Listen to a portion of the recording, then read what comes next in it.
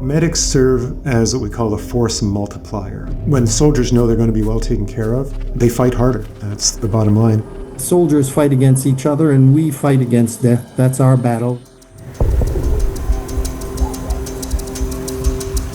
In response to the Al-Qaeda terrorist attacks on September 11, 2001, the United States launched a global war on terror, with many NATO-allied nations following suit. Canada was one of the first NATO members to contribute troops. By December 2001, Canadian soldiers were on the ground in Afghanistan. Until 2014, Canadian Armed Forces medical personnel played a crucial role in this military mission. Medical personnel including doctors, nurses, technicians, and medical transport crews provided care in active combat zones under constant threat of fire. The medics always went out. We were out more often than any other branch. They carry weapons and they'll fight it out with the bad guys, take all the same risks, endure all the same heat.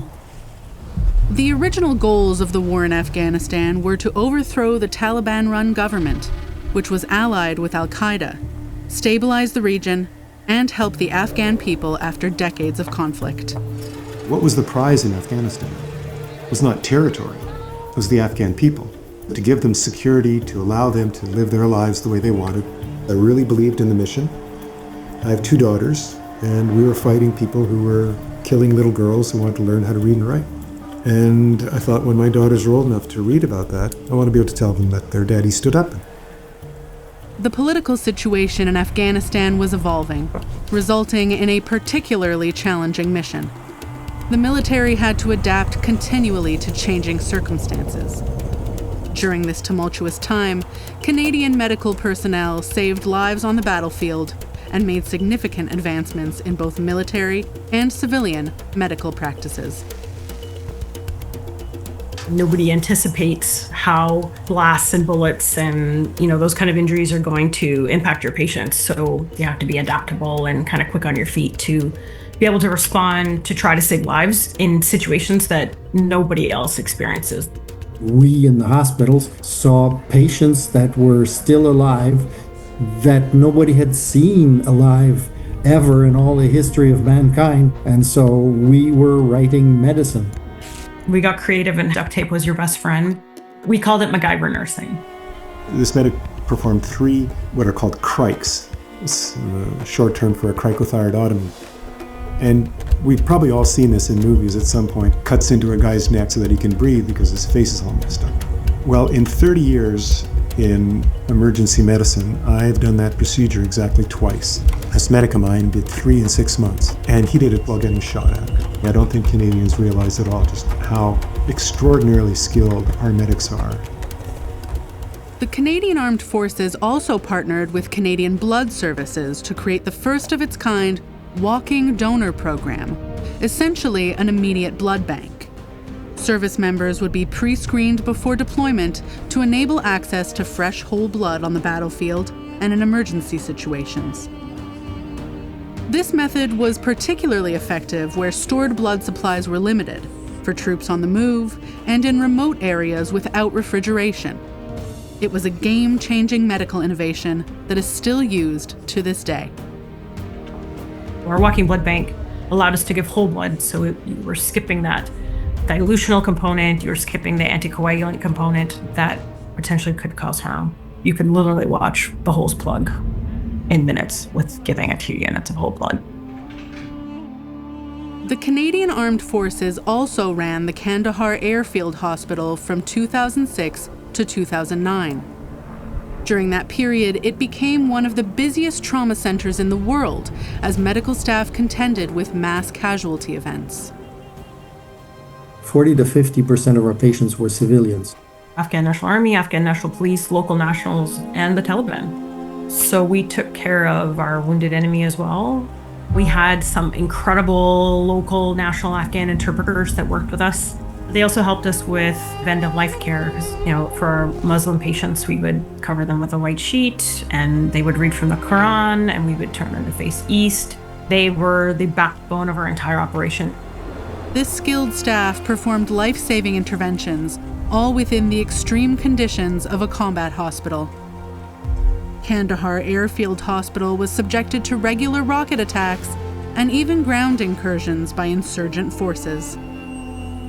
I got, a rocket exploded next to me and I got thrown. So yeah, it wasn't safe. We were attacked every day, sometimes 2-3 times a day. We would put on our frag vests and our helmets, and then we would cover our patients in blast blankets. Yeah, you just kind of carried on. Despite these conditions, when the Kandahar Airfield Hospital was managed by Canadians, it had the highest survival rate ever recorded for victims of war. So if you came in with a beating heart, you had 97% chance to come back out alive.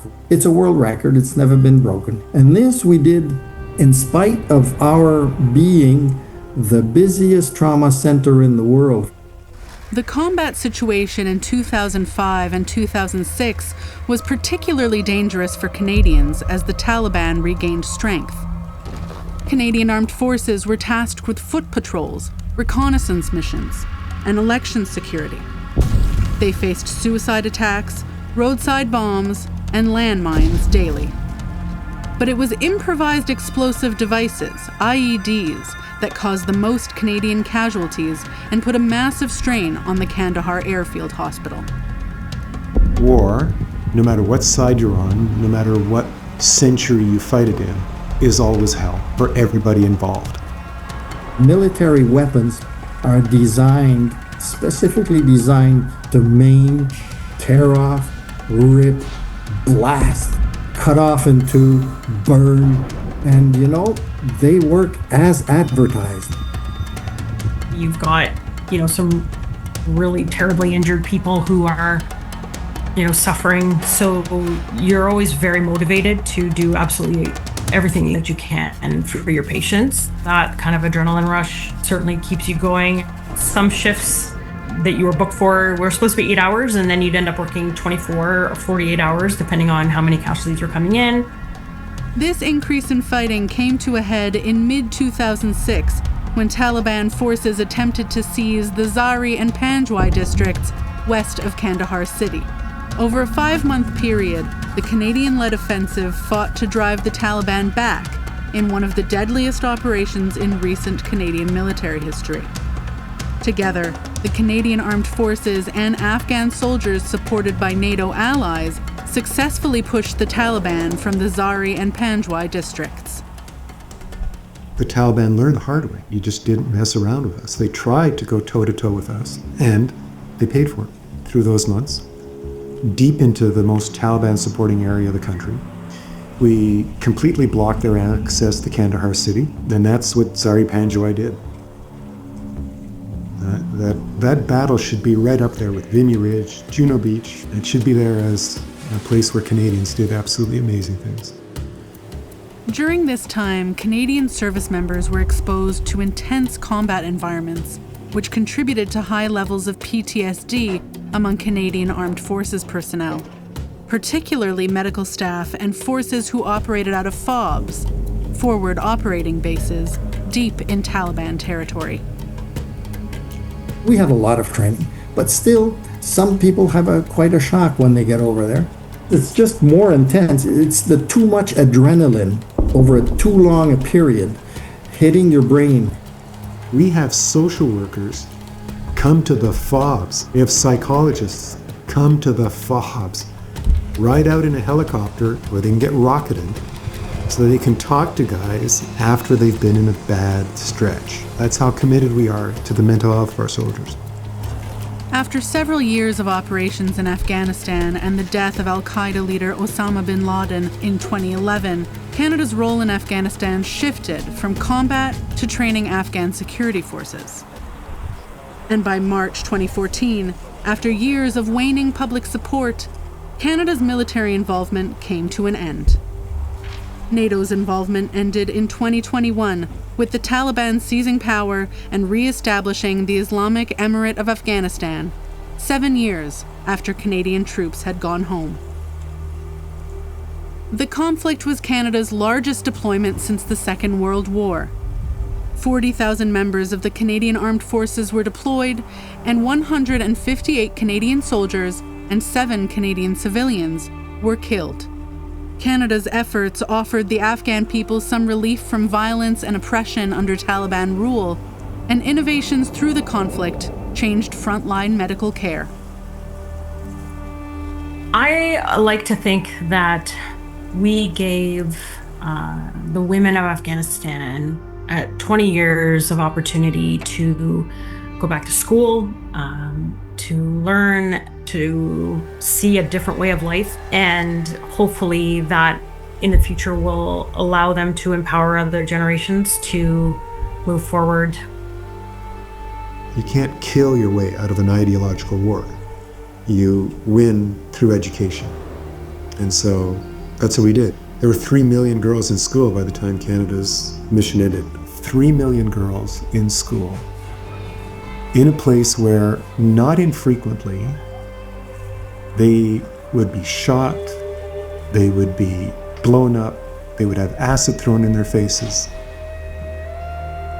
Their fathers were sending them back. Think long and hard about that. They were sending them back to school, despite the threat. I'm the father of 2 daughters. And we don't give the Afghan fathers of daughters nearly enough credit for what they did. Not nearly. That's why I was there. What we accomplished in this, very rugged, rudimentary facility with the level of casualties with their traumatic wounds and injuries, what those teams accomplished is unheard of in modern day medicine. We don't want medals, we don't want money. Just want people to remember what we did and who we lost.